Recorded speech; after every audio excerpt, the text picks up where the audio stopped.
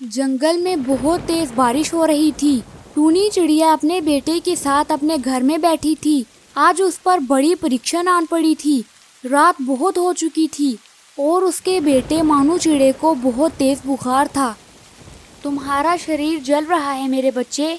मैंने तुम्हें कहा भी था कि बाहर बहुत ठंड है। तुम मेरे रोकने पर भी नहीं रुके। तुम सारा दिन बारिश में नहाते रहे। लगता है तुम्हें ठंड लग गई है। मम्मा, मैं दोबारा ऐसा नहीं करूँगा। आप चिंता न करें, मैं जल्दी ठीक हो जाऊँगा।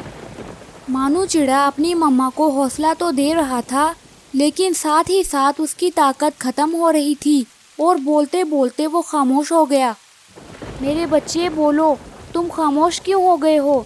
तुम बोल क्यों नहीं रहे? टूनी चिड़िया से अपने बेटे का दुख बर्दाश्त नहीं हो रहा था। शायद आज कुदरत का बहुत बड़ा इम्तिहान है। मैंने कभी किसी का बुरा नहीं किया और हमेशा हर किसी की मदद की है। आज मैं ना तो अपने बच्चे को अकेला छोड़कर कहीं जा सकती हूँ और ना ही अपनी आंखों के सामने अपने बच्चे को मरता देख सकती हूँ। टूनी चिड़िया अपनी बेबसी पर रो ही रही थी, तभी उसके दरवाजे पर जोर जोर से दस्तक होती है। कौन है? मैं कौवा हूँ। मैं दूसरे जंगल से आया हूँ। मैं अपने जंगल में वापस जा रहा था, तभी मैं रास्ता भूल गया। रात बहुत गहरी हो गई है और साथ में बारिश भी है। मेरी मदद करो और मुझे अपने घर में रहने दो। टूनी चिड़िया कालू कौवे की बात सुनकर उसे अंदर बुला लेती है। टूनी चिड़िया, तुम्हारा बहुत बहुत धन्यवाद। मैं बहुत चिंतित था। मैंने तुम्हारे घर पर दस्तक देने से पहले 100 बार सोचा, लेकिन मैं बहुत मजबूर था क्योंकि बाहर रात बहुत गहरी हो गई है और बारिश भी बहुत तेज है। कोई बात नहीं कालू कौवे, दूसरों की मदद करना बहुत अच्छी बात होती है।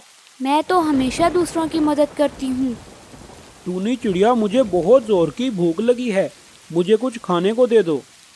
टूनी चिड़िया कालू कौवे को खाने के लिए दाने दे देती है और कालू कौवा ऐसे दाने खा रहा था जैसे सदियों से भूखा हो।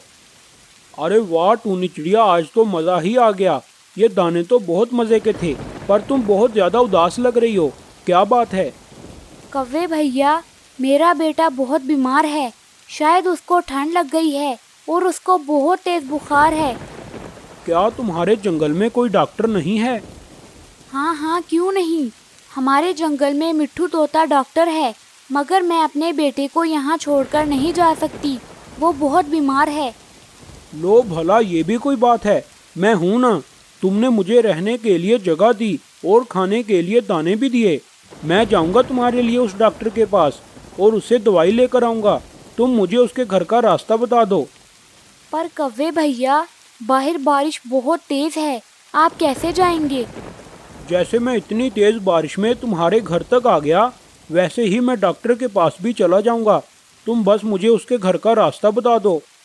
फिर टूनी चिड़िया कालू कौवे को मिट्ठू तोते के घर का रास्ता बता देती है और कालू कौवा तुरंत वहाँ से चला जाता है। थोड़ी देर उड़ने के बाद वो मिट्ठू तोते के घर पहुँच जाता है। अरे कालू कव्वे, तुम कहाँ से आए हो? तुम्हें पहले तो कभी नहीं देखा। मिट्ठू तोते, मैं दूसरे जंगल से आया हूँ। मैं रास्ता भूल गया था, तभी टूनी चिड़िया ने मुझे अपने घर में रहने दिया और खाने के लिए दाने भी दिए। अच्छा, तो तुम मेरे पास क्या करने आए हो? मिट्ठू तोते, टूनी चिड़िया का बेटा बहुत बीमार है। उसे ठंड लग गई है और उसे बहुत तेज़ बुखार है। तुम उसके लिए कोई दवाई दे दो। अरे ये तुम क्या कह रहे हो?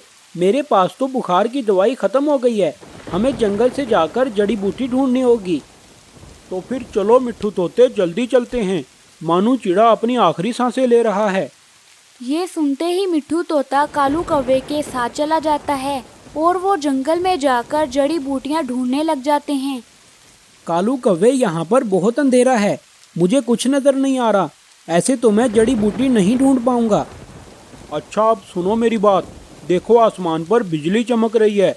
जैसे ही बिजली चमकती है तो रोशनी होती है। तो तुम उस रोशनी में उस जड़ी बूटी को देख लेना। उसके बाद जैसे ही आसमान पर बिजली चमकी तो मिट्ठू तोते को जड़ी बूटी नजर आ गई और वो उसको लेकर टूनी चिड़िया के घर की तरफ चला गया और थोड़ी ही देर में वो दोनों टूनी चिड़िया के घर पहुंच गए। मिट्ठू भैया देखो, मेरा बेटा आंखें नहीं खोल रहा। जल्दी कुछ करो। ये सुनते ही मिट्ठू तोते ने वो जड़ी बूटी मानू चिड़े को खिला दी। जड़ी बूटी खाते ही मानू चिड़े ने अपनी आंखें खोल ली। मेरे बच्चे, क्या तुम ठीक हो? हाँ मम्मा, मैं बिल्कुल ठीक हूँ। मिट्ठू अंकल, आपका बहुत बहुत धन्यवाद जो आप मेरे लिए दवाई लेकर आए, और वो भी इतनी तेज बारिश में। अरे नहीं नहीं, मुझे धन्यवाद मत बोलो, बल्कि कालू कौवे को बोलो। अगर ये ना होता तो मुझे कैसे पता चलता कि मानू चिड़ा बीमार है। कौवे भैया, आपका बहुत बहुत धन्यवाद, आपने हमारी बहुत मदद की। टूनी चिड़िया अपने बेटे मानू चिड़े के साथ रहती थी। मम्मा, आज मैं अपने दोस्तों के साथ जंगल में घूमने जाऊंगा। ठीक है बेटा, तुम चले जाना, मगर तुम ज्यादा दूर ना जाना, और शाम होने से पहले पहले ही वापिस आ जाना, और आते हुए थोड़ा सा भोजन भी लेते आना। ठीक है मामा, आप चिंता न करें, मैं शाम होने से पहले ही वापिस आ जाऊंगा। ये कहकर मानू चिड़ा वहाँ से चला जाता है और नदी के पास जाकर बैठ जाता है। तभी वहाँ पर उसके दोस्त बबलू कौवा और रानी तोती भी आ जाते हैं। अरे वाह मानू चिड़े, आज तो तुम हम सबसे पहले ही यहाँ पर आ गए। हाँ बबलू कौवे, आज मेरी मम्मा ने मुझे जल्दी आने दे दिया, इसलिए मैं तुम लोगों से पहले ही आ गया।